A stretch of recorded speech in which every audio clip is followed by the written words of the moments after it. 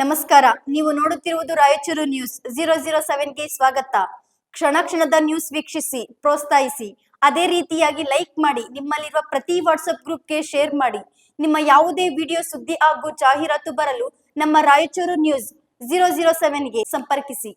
ನನ್ನ ವಿರುದ್ಧ ಪತಿ ನೀಡಿರುವ ಹೇಳಿಕೆ ಸಂಪೂರ್ಣ ಸುಳ್ಳು. ಮೆಹರುನ್ನಿಸಾ ಬೇಗಂ.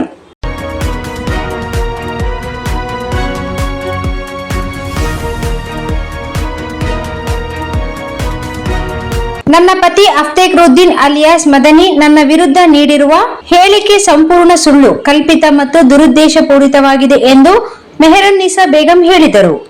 ಅವರಿಂದು ನಗರದ ಸುದ್ದಿಗಾರರೊಂದಿಗೆ ಮಾತನಾಡಿ, ಇದು ಕೇವಲ ವೈಯಕ್ತಿಕ ದಾಳಿಯಲ್ಲ, ಒಬ್ಬ ಮಹಿಳೆಯ ಗೌರವ, ಸ್ವಾಭಿಮಾನ ಮತ್ತು ಜೀವನದ ಮೇಲೆ ನಡೆಸಿದ ಸಾರ್ವಜನಿಕ ಹಲ್ಲೆ ಎಂದು ಆರೋಪಿಸಿದರು.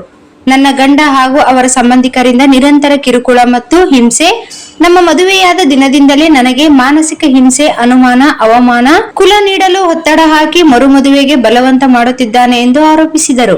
ನನ್ನ ವಿರುದ್ಧ ಸುಳ್ಳು ಕಥೆಗಳನ್ನು ಸೃಷ್ಟಿಸಿ ಸಾಮಾಜಿಕ ಜಾಲತಾಣಗಳಲ್ಲಿ ಹಬ್ಬಿಸುವುದು ಒಂದು ಸಂಘಟಿತ ದಾಳಿ ಆಗಿರುತ್ತದೆ. ದಿನಾಂಕ 6 ಏಪ್ರಿಲ್ 2026ರಂದು ಆ ದಿನ ನಾನು ಮಕ್ಕಳೊಂದಿಗೆ ಮನೆಯಲ್ಲೇ ಒಬ್ಬಳೇ ಇದ್ದಾಗ ಕೂಲರ್ನಿಂದ ವಿದ್ಯುತ್ ಸೋರಿಕೆ ಉಂಟಾಗಿ ಜೀವಕ್ಕೆ ಅಪಾಯವಾಯಿತು. ನನ್ನ ಪತಿಗೆ ಕರೆ ಮಾಡಿದರೂ ಸ್ಪಂದನೆ ಇರಲಿಲ್ಲ.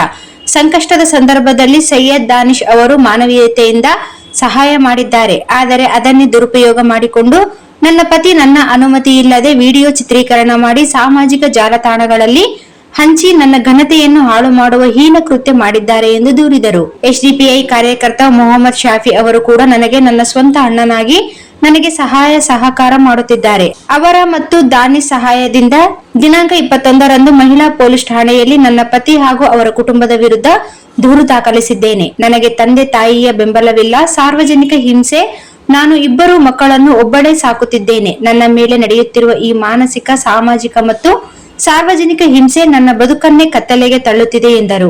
ಪೊಲೀಸ್ ಇಲಾಖೆ ಎಫ್ಐಆರ್ ಉಲ್ಲೇಖಿಸಿರುವ ಆರೋಪಿಗಳನ್ನು ತಕ್ಷಣ ಬಂಧಿಸಬೇಕು. ನನಗೆ ಮತ್ತು ನನ್ನ ಮಕ್ಕಳಿಗೆ ತಕ್ಷಣ ರಕ್ಷಣೆ ಒದಗಿಸಬೇಕು. ಈ ಪ್ರಕರಣವನ್ನು ಗಂಭೀರವಾಗಿ ಪರಿಗಣಿಸಿ ಶೀಘ್ರ ನ್ಯಾಯ ಒದಗಿಸಬೇಕೆಂದು ಒತ್ತಾಯಿಸಿದರು. ಪತ್ರಿಕಾಗೋಷ್ಠಿಯಲ್ಲಿ ನಡೆಯುವ ಹೇಳಿಕೆಗಳು ಸಂಪೂರ್ಣ ಸುಳ್ಳು, ಕಲ್ಪಿತ ಮತ್ತು ದುರುದ್ದೇಶಪೂರಿತವಾಗಿವೆ. ಇದು ಕೇವಲ ವೈಯಕ್ತಿಕ ದಾಳಿಯಲ್ಲ, ಒಬ್ಬ ಮಹಿಳೆಯ ಗೌರವ, ಸ್ವಾಭಿಮಾನ ಮತ್ತು ಜೀವನದ ಮೇಲೆ ನಡೆಸಿದ ಸಾರ್ವಜನಿಕ ಹಲ್ಲೆ.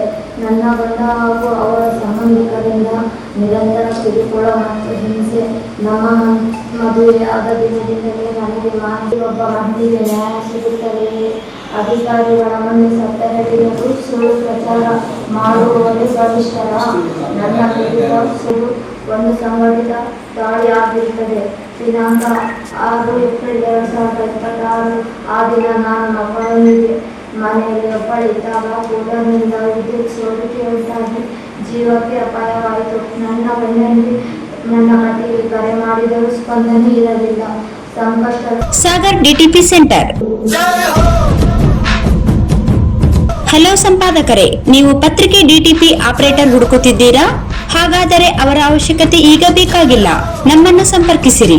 ಇಂದೇ ನಿಮ್ಮ ಪತ್ರಿಕೆಯ 4ರಿಂದ 6 ಪುಟಗಳವರೆಗೆ ನಿಮ್ಮ ಪತ್ರಿಕೆಯ ಪುಟ ವಿನ್ಯಾಸವನ್ನು ಮಾಡಿಕೊಡಲಾಗುವುದು. ನಿಮ್ಮ ಯಾವುದೇ ಜಿಲ್ಲೆ ಇರಲಿ, ಯಾವುದೇ ತಾಲೂಕಿರಲಿ, ನಿಮ್ಮ ಭಾಗದ ಸುದ್ದಿಗಳನ್ನು ಹಾಕಿ 4 ಪುಟಗಳ ಡಿಟಿಪಿ ಕಡಿಮೆ ದರದಲ್ಲಿ ಮಾಡಿಕೊಡಲಾಗುವುದು.